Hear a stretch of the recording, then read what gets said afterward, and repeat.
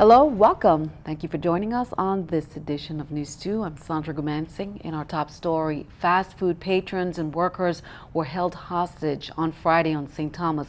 Police officers responded to a 911 and alarm notification received from inside the fast food restaurant McDonald's. Gunshots were exchanged between assailants and the police officers on the scene. After the gunshots ended, one individual was dead and two others received injuries sustained from the conflicts. Stephanie Brown reports. 3 assailants entered the McDonald's restaurant located on Sugar Estate on St. Thomas, reportedly at 11 p.m. on Saturday. According to information released by the Virgin Islands Police Department, the suspects were described as Hispanic males and were armed and entered the restaurant with the intent to commit robbery. Released information also states that the 3 suspects held several customers at the McDonald's restaurant hostage.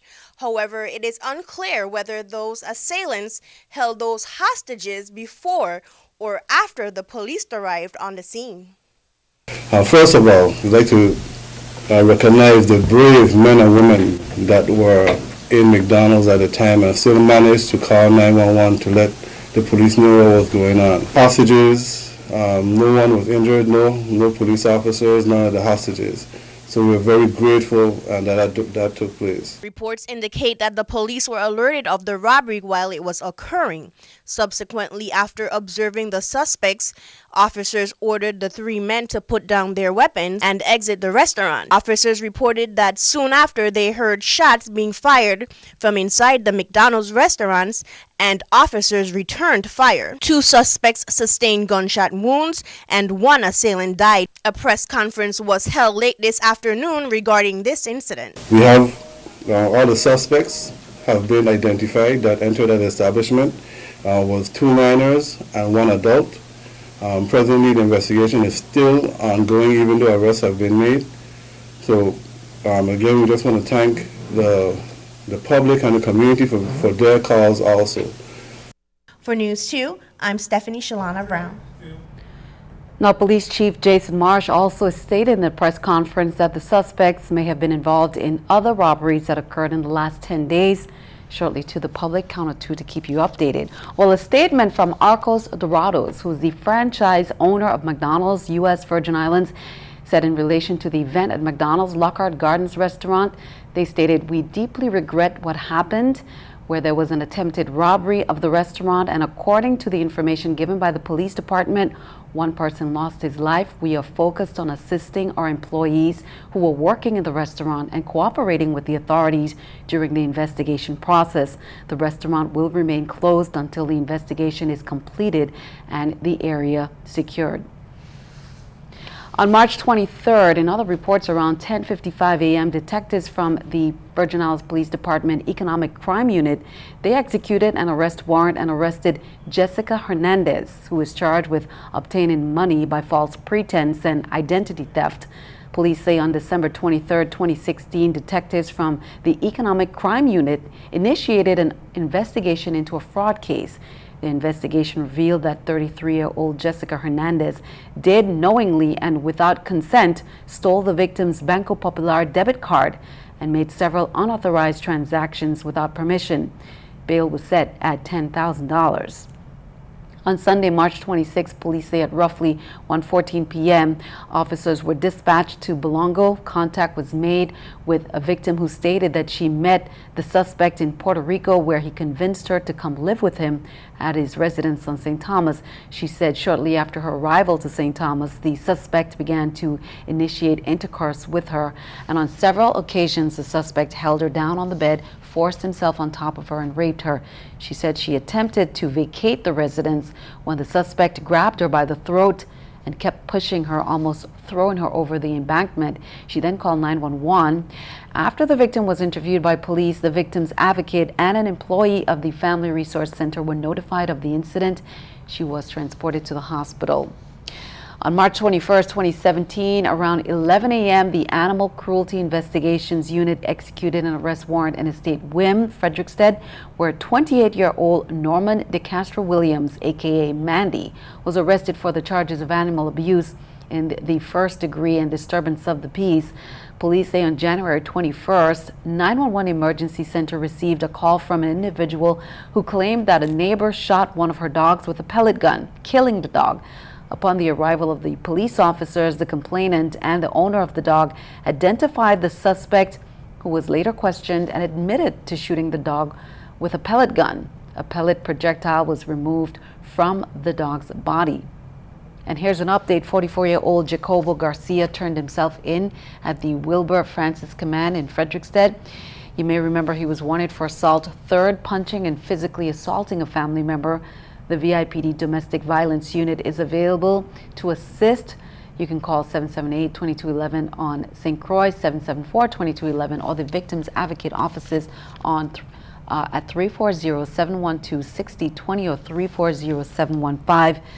340-715-5503.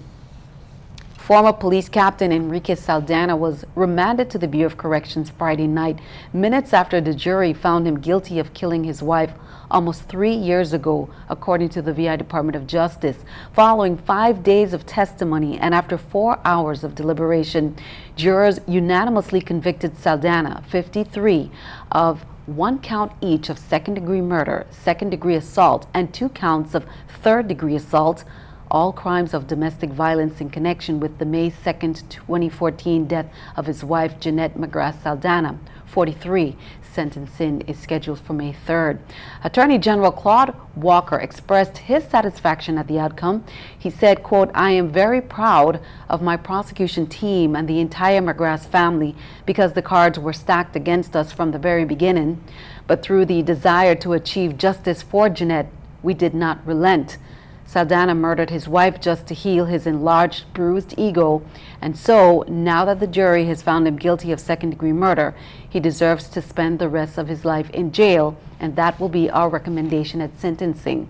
Relying on the testimony of at least 20 witnesses, prosecutors proved that Saldana drugged his wife, causing her to be debilitated, beat her, and then killed her.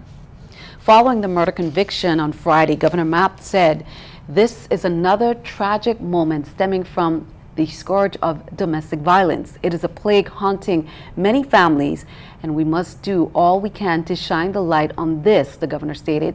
If you have a friend or family member who is being victimized, reach out and get help for them at one of our community groups, the Family Resource Center in St. Thomas, St. John, or the Women's Coalition.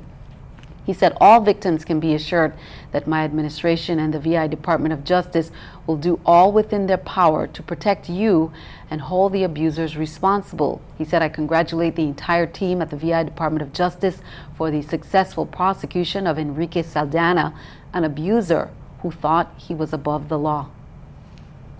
Well, after a devastating defeat of the House GOP's health care bill on Friday, President Trump, looking to move on and move past Friday's health care debacle, while meeting with women, small business owners at the White House, he made clear what he wants to focus on: empowering and promoting women in business today.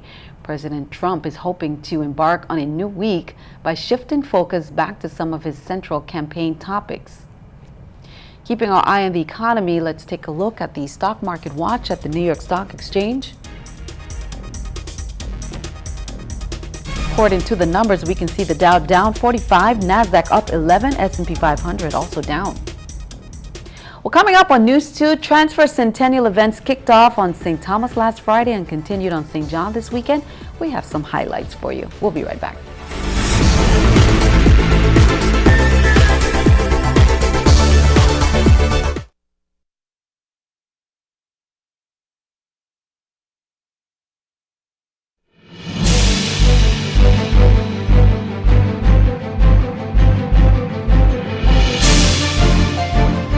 Welcome back. Unit 26 arrived on St. Thomas at WAPA 1 week after leaving the Port of Houston.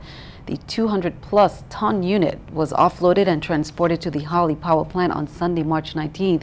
Virgin Islands Water and Power Authority's plan to introduce new power generation to the Randolph-Holly Power Plant on St. Thomas made significant advances over the last 2 weeks.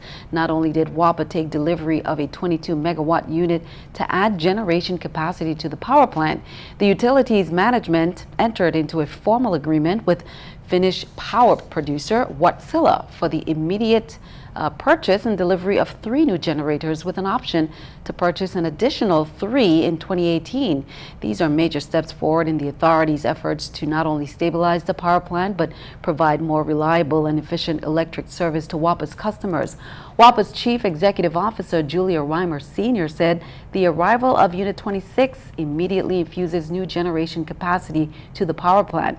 The new Warrant units, which will burn LPG to produce electrical power, are expected on island by the end of this year, with installation completed in the first part of 2018. And Unit 26, capable of burning both diesel oil and propane, will be online by the end of April. Well, meanwhile, Executive Director of the PSC, Donald Cole, sent a letter of commendation to WAPA's Executive Director, Julia Reimer Sr., for his leadership in securing the delivery of the new generating units and agreement with Warrant. He said the Commission lauds the authority's efforts to stabilize the power plant and provide more reliable and efficient electric services to the territory's taxpayers. He said, "We are hopeful that we will see an end to rolling blackouts and inconsistent service. The progress WAPA has made to modernize and improve incorporating alternative and renewable energy sources into its operations," he says, is significant. He also added that the Commission joins the authority in moving forward with the shared responsibility of the goal of providing efficient, reliable, and cost-effective electrical power. Governor Kenneth Mapp has proclaimed March 26th to the 31st, 2017 as Centennial Week in the U.S. Virgin Islands in observance of the 100th anniversary of the transfer of the Danish West Indies to the United States of America. And in an official proclamation signed Wednesday, Governor Mapp called on Virgin Islanders to join in commemorating this important milestone. Events were held over the weekend on St. John, and that was the venue for the first official ceremony to commemorate the transfer centennial. And then we have more events coming up. Governor Kenneth Mapp joined with other officials at the Frank Powell Park in Cruz Bay for a short parade that we just saw there, and the first of 3 ceremonies scheduled by the Virgin Islands Centennial Commission in observance of the significant milestone in the territory's history. Among those attending the St. John Transfer Centennial Ceremony were members of the 2 Danish chapters of the International Police Association, Arne Holdensen, chairman of the IPA local chapter in Vordenborg, Denmark, said the group timed a vacation to coincide with the centennial observance. Be sure to count on 2. We'll have more highlights from the St. John event. Meanwhile, at the Fort Fete concert held on St. Thomas on Friday, NEWS2 was able to catch up with some of the featured vendors selling collectible centennial products, such as the official Virgin Islands Transfer Centennial polos and t-shirts, the official bag showcasing the history of the coal women in the territory, coins, and locally grown bush teas. Chairman of the Centennial spoke further about the inclement weather and some of the other upcoming events. Most the 100-boat salute that we had, the weather stalled and the boats, you could see them on the horizon and they were out there. Some of them didn't have enough of the wind to come into the shores, but about 25 to 30 of the boats made it, but they were late starting because of the weather. And you know, they were worried about the waves and all of that. The event that you have to pay for is the gala on St. Croix. It's $75 per person. Tickets are still available. It's being held at the Carambola. It starts at 6 o'clock on April 2nd. So we're looking forward to seeing a lot of people there. There's a full evening's entertainment. They've got Stanley, and I think Widea dancers will be there also. But everything else is basically free events such as tonight. It's the Centennial event is on the 31st. We start on St. Croix at 8 o'clock with a military parade there. That's open to the public. We're also having a naturalization ceremony. And then you go into the program at 10 o'clock. We begin the program here with the military parade at Adelita Cancrine School, and they march straight down Veterans Drive to the legislature, and the program begins there at 3. And just to recap, coming up again, there are more events. March 29th, it's the governor's reception at Fort Christian. That starts from 6 to 8 p.m. Then March 30th is the governor's reception at Government House St. Croix from 6 to 8. The Transfer Centennial Commission will be sponsoring the military parades we just heard about throughout the territory. On St. John, the parade held Sunday, March 26th will begin at 1:30 p.m. On St. Croix, Friday, March 31st, parade starts at 8 a.m. from Bassin Triangle. On St. Thomas, it's Friday, March 31st. Parade will be held on Veterans Drive. That starts at 2 p.m. The parade route will end near the St. Thomas Legislature. Senate President Myron Jackson and members of the 32nd Legislature are joining dignitaries from Denmark, the United States, Puerto Rico, BVI, other Caribbean countries, as well as visitors and residents will witness presentations and performances. The official observance will begin on the Capitol grounds at 3 p.m. The 2017 special elections to be held on April 8 is 11 days away. Earlier this month, Board of Elections officials publicly stated that early voting would not be conducted because the election system would not be able to comply with the VI code, which states that early voting must begin 14 days before an election. The repeal of Act 7892 delayed early voting availability for the unforeseen special elections. Early voting began in the St. Thomas St. John district on the 25th and will end on the 31st of this month. CAPA, Community and Police Association, they will be hosting a community meeting on Thursday, March 30th, 6:30 p.m. at Paradise Covenant Ministries at Vitraco Mall next to the Laundry. VIPD, crime prevention, senators, peace clergy, and the public asked to attend. The topic of discussion: street security cameras, crime fighting app, voice your concerns, and finding solutions. CAPA will be inviting all the officers who worked Saturday night on the McDonald's case as well to come with family members. Meanwhile, the community came together to get involved in crime prevention efforts. They hosted a fundraiser for the security street cameras to assist the VIPD on Saturday at Tutu Park Mall courtyard. Music was by DJ Shabundi. There were raffles with prizes, including hotel stays and dinner for two, presented by CAPA, Smith Bay Association, Smith Bay Action Foundation, Virgin Islands Peace Clergy, East End, Red Hook, Tutu, and Bavoni residents, Senator Brian Smith, and Senator Marvin Blyden.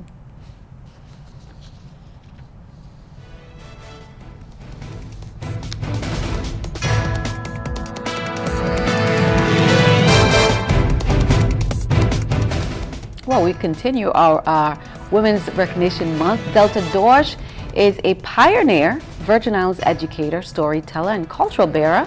Dorsch was born in Frederiksted just 2 years previous to the transfer of the Danish West Indies to the United States. Dorsch dedicated her life to teaching as well as preserving the cultural heritage of the Virgin Islands.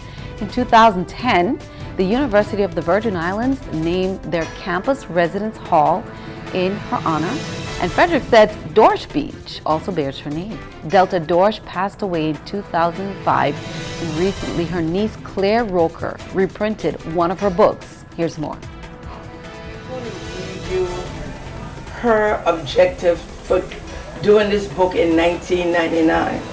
It says to encourage schools and other education institutions within the Virgin Islands to become involved in activities and programs that will continue to focus on the preservation of Virgin Islands cultural heritage and tradition.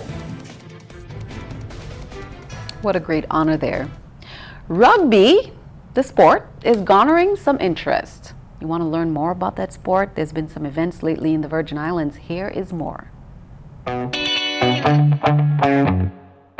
Hello, you sleek sensations. I'm Dallin Stanford alongside Luke Hume, formerly with the USA Eagles. Played a lot of sevens back in the day. Luke is currently a player 7s to 15s. Nowadays, I do a lot of commentating in the United States. But we here on the Virgin Islands spreading the love for rugby. It's all happening, a wonderful event. It's taking place here on the islands, and we are here to promote it. But again, what is rugby? What's the difference between football and rugby? My man Luke. Obviously, guys, if you were down there on the weekend to see the tournament, you would know what the difference is. If you weren't, then it's your opportunity to get involved now. You know, the difference between rugby and football, it is obviously a very similar game, except we'd like to say that we're a little bit more physical at times on the rugby field. But, you know, it involves both attack, it involves defence. There isn't no special teams where you're sat on the sideline. You can get involved in all facets of the game. You know, it's obviously a great opportunity to travel the country, to be involved, and to obviously, you know, just be involved in a sport that's growing in this country. The nice thing about rugby too, off the field too, there are a lot of great values. I grew up in a country, South Africa, there were a lot of political issues there. Nelson Mandela came to power after 27 years in jail and used rugby as a vehicle to bring the nation together. He did a brilliant job. To this day, it's being used around the globe. Luke, give us some examples. What are your best moments playing the game? I mean, it's got to involve a lot of the teammates and off the field stuff, right? Yeah, you know, obviously I think the best part for me would be the travel. You know, I visited countries like England, Australia, New Zealand, France. I played professionally in England for a bit of a time, as well as professionally in France, professionally in Australia. We visited places like Russia, which, you know, I don't think I would normally get to venture to. Obviously in the Caribbean now as well, beautiful place. You know, it really does take you all around the globe. You know, there aren't many sports in the world that can do that. So very fortunate, and we get to do what we love and we enjoy doing it. So you can get involved by going to rugby.vi. Check it out. It's happening on the island. You can start with flag, non-contact, get into tackle later in life. It'll take you around the world. It'll make you the best friends and get you an opportunities you would normally not have. So hopefully you get involved. Rugby.vi. Catch you there. Cheers, guys. Be sure to log on. Stick around. Your News 2 Accuweather Forecast is coming up next.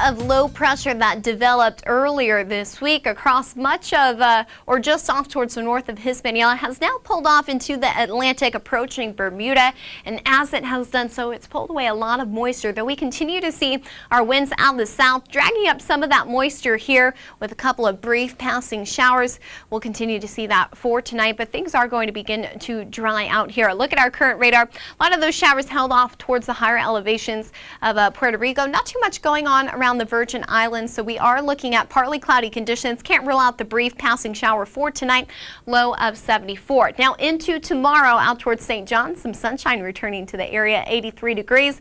Still in the mix for a brief passing shower across the board here, but we are going to be seeing improving conditions throughout the rest of this week, and plenty of sunshine down towards St. Croix as well, 84 degrees. Shouldn't be too bad out towards the beaches. As far as your marine forecast is concerned, we don't see any advisories on the waters for the Atlantic coast for your Tuesday here. Waves 2 to 4 feet, winds on the south 5 to 10 knots, and we're going to continue to see very light and variable winds as we wrap up this week. Going into the Caribbean, pretty much the same story here. Your waves 2 to 4 feet and winds out of the south 5 to 10 knots here. So not too bad weather moving ahead for this week. We'll see more sunshine, shower in places into our Thursday, but then our Wednesday, but then into Thursday and Friday. We're going to be seeing some more sun. Temperature is going to be in those low to mid 80s all the way into our Saturday. We'll start to see the pickup back of those trade winds as we head into the first part of our weekend. Until then, though, beautiful beach weather, and even for the weekend shouldn't be too bad either. Back to you. Thank you. Time for a News 2 weather picture there by Delilah Saldana of Ricardo Richards Elementary School. And Delilah is kicking off the week with some sunshine and overall nice conditions there on the Big Island. Delilah, have a wonderful week. Thank you for that. Send us your News 2 weather picture to the address on the screen, and be sure to include all the information we need, and then tune in to see it right here on News 2. That is all for now. I'm Sandra Gumansing. We'd like to thank you for joining us. We will see you next time.